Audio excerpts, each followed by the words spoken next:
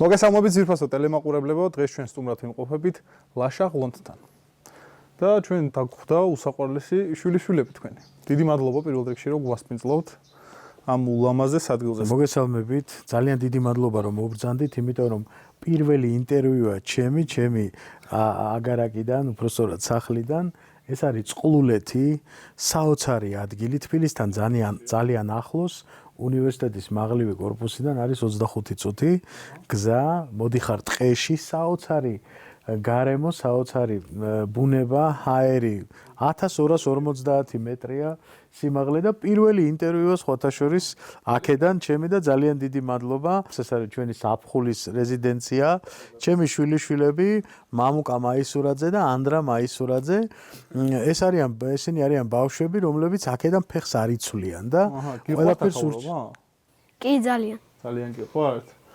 რამდენი წლის ხარ? 5. 5-ის? თქვენ? მე 9 წლის. 9 წლის. და ბაბუასთან ერთად გიყვართ აქ დასვენება. როგორც მივხვდი, იმიტომ რომ ფეხს არ იცვლიანო, ესე მითხრა ბაბუა. დღეს რეპეტიცია გქონდა, სპექტაკლს ვდგავთ, ბაბუა და შვილიშვილები და შინაარს ვერ გაგანდობთ და მე აქ ჩვენი ახლობლები მოვლენ და სპექტაკლს ჩავატარებთ, სამივე თამაშობთ. მამუჩიკო სტუდიაში დადის, მსახიობია და კი, საკმაოდ ესეთი ნიჭიერი ბიჭი არის და ანდრაც მონაწილეობს მთავარ როლში. და ბაბუაც მონაწილეობს და ბაბუას და შვილიშვილის სპექტაკლს დგავთ აქ. ისეთი გარემოა რომ ხელოვნების სურნელი ტრიალებს. ანუ ბაბუის გავლენა აქვს? კი, ბაბუის გავლენა აქვს. სიმღერასთან როგორ არიან? ძალიან კარგად არიან, მაგრამ ცხენიათ ჯერ და არ მღერიან, იმიტომ რომ ისინი თვლიან რომ ჯერ კიდევ სათანადო დონეზე არ არიან მომზადებულები იმისთვის რომ გააცნონ ფართო საზოგადოებას თავის შემოქმედება და ამიტომ აპროტესტებენ და ასე ვთქვათ სიმღერის გარეშეო ასე გითხრეს. ძილის წინ ბაბუა თუ გიმღერით ხოლმე ბავშვებო? არა. იმიტომ რომ ჩემზე გვიანი ძინებენ ეს. ხო, ჩემზე გვიანი ძინებენ. მე რომ მოდივარ, მე რომ ძინავს, აბა ღვიძავთ. რომელ საათზე იწყება თქვენი დილა? ჩემი დილა აქ როდესაც ვარ, იწყება 7 საათზე. იმიტომ რომ დილის 7 საათზე სპეციალურად ველოდები დილის 7 საათს, რომ მოვისმინო ჩიტების ჩიკჩიკი, ვნახო, გადავხედო, იმიტომ რომ ყოველ 5 წუთში იცვლება ბუნების სურათი და არ მინდა ხელიდან გაუშვა. აი გუშინ წინ მაგალითად წვიმები როცა იყო, სახში ნისლი შემოვიდა. და ეს იყო სახში ნისლი შემოვიდა, ეს არის ძალიან დიდი ჯანმრთელობისთვის, ძალიან სასარგებლოა და რა ვიცი, ბუნებრივი აქ არის, რა ვიცი, კურდღლები, შველი, ბუ შემოგვიფრინდა ამას წინათ, ხოხობია, რა ვიცი, ყველაფერია რა, ტყეში ვცხოვრობთ ფაქტიურად და ძალიან დიდი ბედნიერება აქ ყოფნა. აი, რუტინა ხომ არ გაქვთ რაიმე დილის, აი, გაღვიძების შემდეგ? იცით რა, აქ ზაფხულში როცა აქ ვარ, ხო, ჩემი რუტინა აღარ არის, იმიტომ რომ ყოველი დღე არის განსხვავებული. გავალთ რაღაცას, გავსხლავთ რაღაცას, შევცვლით რაღაცას, გავაკეთეთ და თბილისში როცა ვცხოვრობ, ჩვეულებრივად დასაქმებული ვართ, ძირითადად ალილოს ღონისძიებებით და ჩემი ღონისძიებებით გარდა ამისა კერძო პატარა ბიზნესი გვაქვს და კონცერტები ძირითადად კორპორატიული ღონისძიებები და საკმაოდ დატვირთული გრაფიკი მაქვს, ასე ვთქვათ. დამღლელი და დატვირთული. დამღლელია, მაგრამ სასიამოვნო დამღლელია, იმიტომ რომ სიმღერით სიამოვნებას ანიჭებ ადამიანებს. არ მყავს უფროსი, რომელიც მეტყვის რომ 9 საათზე უნდა ვიყოს სამსახურში და დილის 6 საათზე და საღამოს 6 საათზე ტაბელი უნდა გადავატრიალო. ამისთვის ძალიან ბევრი ვიშრომე და ძალიან ბევრი ვიწვალე, რომ აი ესეთი თავისუფალი გრაფიკი მქონოდა, მაგრამ ყველაზე დიდი ბედნიერება ზაფხულში არის ის, რომ ჩემ შვილიშვილებთან ერთად ვატარებ დროს. ბავშვებმაც რო არ მოიწინონ, ლაშა ბაბუა, რითი განებიურებთ ხოლმე? ბაბუს ყველგან დავყავართ მაკდონალდში და რაღაცა კაფეებში და რესტორნებში და ეხლა შემოდგომაზე პარიზში უნდა წავიდე. ხო, ბაბუს? კი. რა კი ბაბუ ყოლია. რა ხდება პარიზში, რა გეგმები გაქვთ? არაფერი, უბრალოდ მაინტერესებს როგორი არის, როგორია და უნდა დავათვალიერო იქაურობა.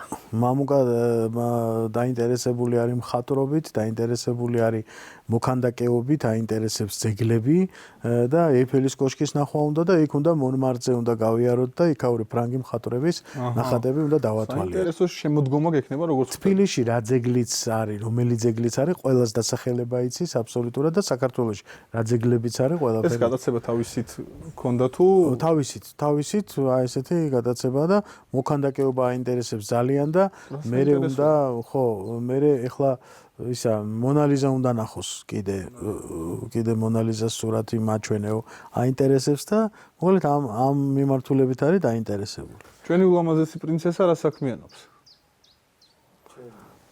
რა საკეთებ ხოლმე თავისუფალ დროს? დადიხარ სადმე? კი, რაზე დადიხარ? ბალეტს. თქვენ გინდოდათ რომ ყოფილიყო ბალერინა ოჯახს? არა, ბებომ შეიყვანა, ბებომ შეიყვანა. ბებომ მოგწონს მერე? კი, კი, ვის დაყავხარ? რეპეტიციებზე. ბალეტს. ბებოს. შენ რა შვები? არის ზახი არაფერს, გაგო? ასე უნდა იყო? კი ბატონო, ესეთი ნიჭიერი ახალგაზრდობა ძალიან კარგია და ახალი თაობა. მიგესალმებით, რა თქმა უნდა. მე უბრალოდ ეს კითხვა დამებადა, რომ აი მოქანდაკეობის სურვილი, საიდან გაუჩნდა თუ ახსოვს? საიდან გაგიჩნდა მოქანდაკეობის სურვილი? უბრალოდ მომეწონა. სად ნახე გახსოვს თუ არა? პირველად.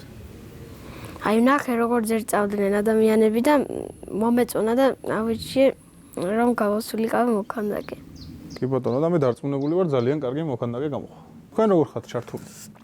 მე რა თქმა უნდა ჩართული ვარ, ჩემთვის თავარია შვილიშვილების თავისუფლება და ბავშვების თავისუფლება.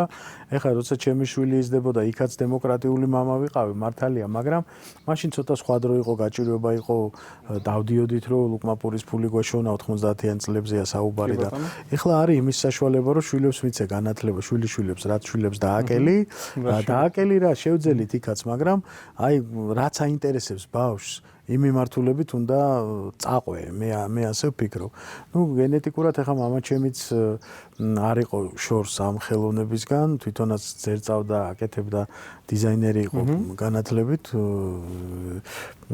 აკადემია ჰქონდა დამთავრებული სამხატვრო და ეთყობა გენეტიკურად გამოყვა ამის ნიჭი და ინტერესი. სიმღერაზე უფრო ეს აინტერესებს. ეს არის თქვენ ხო არ ვწინთებ? არა, როგორ გეკადრებათ. ამწყის, იმიტომ რომ ჩემთვის თავარია მან იგრძნოს კომფორტულად თავი და ყოველთვის ამას უხსნი ჩემ შვილიშვილებს, რომ თვითონ იყვნენ უნდა კომფორტულად და სანამ ბავშვები არიან, ბავშვობა უნდა შეირგონ, ასე ვთქვა და თუ კი რაღაც საშუალება არის და შეიძლება ადამიანს რაღაცა იმუშაო, იშრომო და ვთქვათ, აინტერესებს ადამიანს, ვთქვათ, მიქელანჯელო აინტერესებს, ვთქვათ და წაიყვანო და ორიგინალი აჩვენო, ეს არის ძალიან მნიშვნელოვანი. აი თავისუფალი დრო როდესაც გაქვთ, ეხლა სპექტაკლს გამთო გავიგე. აი რითი ხართ ხოლმე დაკავებული ამ დროს? დაკავებული ვარ ამათი ჩახუტებით, მოფერებით და ამათთან ერთად ყოფნით რა და მე ძალიან მიხარია, რომ აქ როდესაც ამოვდივართ, ესენი აღარ არიან ჩართული ამ გაჯეტებში აღარ არიან ჩართულები. ნუ მხოლოდ საღამოს რაღაც 1 საათით და აქ თვითონ სპექტაკლებს დგამენ, რაღაცებს აშენებენ, სახლებს აშენებენ, თამაშობენ და ბუნებასთან ახლოს არიან და ეს ძალიან მნიშვნელოვანია მათი განვითარებისთვის ზოგადად. თქვენ ხართ ექიმი. დიახ. მუსიკა როგორ შემოვიდა თქვენ ცხოვრებაში? მუსიკა ყოველთვის იყო ჩემ ცხოვრებაში 3 წლის ასაკიდან, დედის დამსახურება და მე მინდა ძალიან ხშირად მეკითხებიან, რომ სად მივიყვანოთ ბავშვი, ჩვენ გვაქვს სტუდია ერთი ბათუმში, მეორე თბილისში, საკმაოდ წარმატებული სტუდიები, მაგრამ სანამ სტუდიაში მიიყვანენ ბავშვს დაახლოებით 5 წლამდე, ხო? მე ურჩევდი ყველა მშობელს, რომ სახლში ფონურ მუსიკად, აი როგორც სასტუმროებშია ფონური მუსიკა, ფონურ მუსიკად უნდა იყოს ჩართული მაღალი რანგის მუსიკალური ნაწარმოები. ბეთჰოვენი, შოპენი, თქვა ცისფერი ტრიო, ნანი ბრეგვაძე, ქართული ხალხური სიმღერები, ჰამლეტ გონაშვილი და ეს სიმღერები უნდა იყოს ფონად.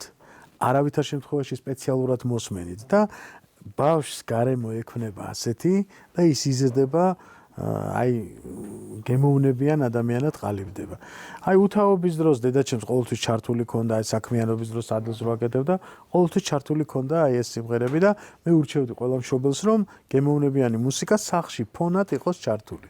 ჯერ აწყნარებს, ამშვიდებს, მე როგორც ექიმი ამას გეუბნებით და დეპრესიას შველის ძალიან. აი ესეთი ფონური მუსიკა ძალიან მაღალი რანგის. სად უფრო კომფორტულად ხართ ისე როგორც თეთრ ხალათში თუ სცენაზე და მიკროფონთან? თეთრ ხალათში უკვე სამწუხაროდ ძალიან დიდი ხანია აღარ ვარ, მაგრამ დამეწმუნდა თეთრ ხალათში ყოფნა კომფორტი ზონა არ არის ნამდვილად. ის გიხარი ძალიან დიდი ნერვიულობა, ძალიან დიდი პასუხისმგებლობა, იმიტომ რომ არ არსებობს სტანდარტული ოპერაცია, არ არსებობს სტანდარტული სიტუაცია, ყველა ადამიანი ინდივიდუალურია და შეიძლება უმარტივესი ოპერაცია იყოს ურთულეს ოპერაციაზე უფრო რთული. იმიტომ რომ მე არ დამავიწყდება უფრო მანაცვლავს რომ ეძახიან აპენდიქსის ამოკვეთის ოპერაცია 1 საათი ვეძებდით და ვერ ვიპოვეთ და თურმე იყო კუდუსუნის ძვლისკენ მიხორცებული. ანუ არასტანდარტული სიტუაციები ხდება ყოველთვის და ძალიან მნიშვნელოვანი არის ამ მიდგომით. ხო და აი ოჯახში როდესაც ეს მუსიკა შეისწავლეთ ესე ვთქვა და აღმოგაჩნდათ ნიჭი, შემდეგ რატო გადაწყვიტეთ რომ ექიმი გამხდარიყავით? იმიტომ რომ გენეტიკურად დედაჩემის მამიდა იყო ერთ-ერთი გამორჩენილი ექიმი, მერი ერისთავი, აჭარაში დღესაც იციან ერთ-ერთი საუკეთესო ნევროპათოლოგი იყო და ამ ქალბატონმა ძალიან იმოქმედა. მასთან ვიზრდებოდი, მასთან ცხოვრობდი ძირითადად, გვანებივრებდა ძალიან ბავშვებს და ამ ქალბატონთან ცხოვრებამ განაპირობა ის მოდიოდნენ პაციენტები, რომლებიც ჩივილებით მოდიოდნენ და მერე ბედნიერები მიდიოდნენ და აი ეს მომენტი ადამიანის გაბედნიერების მომენტი იყო ჩვენთვის ყველაზე მთავარი, მაგრამ მაინც აღმოჩნდა რომ მუსიკით გაბედნიერება უფრო მეტი იყო ჩემში ვიდრე ვთქვათ მედიცინით. ქაოსური გრაფიკი გაქვთ. ბევრი კონცერტია. აი თქვენი შვება რა არის, როდესაც დაასრულებთ ამ ტურნეს ესე ვთქვათ, თქვენი კონცერტების? ჩემი შვება არის ის, რომ ვიცი 100%-ით დარწმუნებული ვარ, რომ ჩემი კონცერტის მერე ადამიანი როცა სახლში წავა, ის ცუდ საქმეს არ გააკეთებს. არც იჩხუბებს, რაც არ უნდა ცუდი ხასიათის იყოს. რაც არ უნდა ნასვამი იყოს. კი, რაც არ უნდა ნასვამი იყოს. ის იქნება ბედნიერი იმ დღეს. ეს ნამდვილად ვიცი და მიხარია და ეს მაბედნიერებს. სამომავლო გეგმები რა გაქვთ? სამომავლო გეგმების დაგეგმა ძალიან რთულია და არ მიყვარს. არ მიყვარს, იმიტომ რომ კაცი ბჭობდა და ღმერთი იცინოდაო რა, შენ კი დაახლოებით რაღაც გეგმას კი, მაგრამ ყოველი გათენებული დილა არის ბედნიერება შენთვის და ღმერთს მადლობას ეუბნები, რომ აი ბედნიერად იღვიძებ, ჯანმრთელად იღვიძებ და რაღაცნაირად ხარ მადლიერი აი ამ დიდი სიკეთის დაძინება და გაღვიძება ფიზიოლოგიურად ურთულესი პროცესია. არ არის მარტივად ასე 9 საათზე უნდა ავდგე გავიღვიძო. არა, ყველაფერში ღმერთის ნება ურევია და მადლობა ღმერთს რომ ვიძინებთ და ვიღვიძებთ ისე როგორც ჩვენ გვინდა. აი ბავშვებო, აი რატო გიხარიათ ლაშა ბაბუას დანახვა ან მოსვლა თქვენთან? ანდრა, რატო გიხარია ლაშა ბაბუას დანახვა? მითხარი. ჩემი აზრით, იმიტომ რომ ზოგჯერ გემრიელობები მოაქვს. გემრიელობები მოაქვს. აჰა, კი ბატონო. გასაგებია, კვებითი ამბავი. პატარა ლამაზმანი რა სიტყვის? ბაბუ რატო გიყვარს? რატო გიხარია ბაბუს მოსვლა? მიყვარს. გიყვარს? აი მე რა საყვარელია. მაგარი პასუხი. ძალიან ხო, ისეთი პასუხია, რომ აღარ უნდა დაუსვა მეტი კითხვა.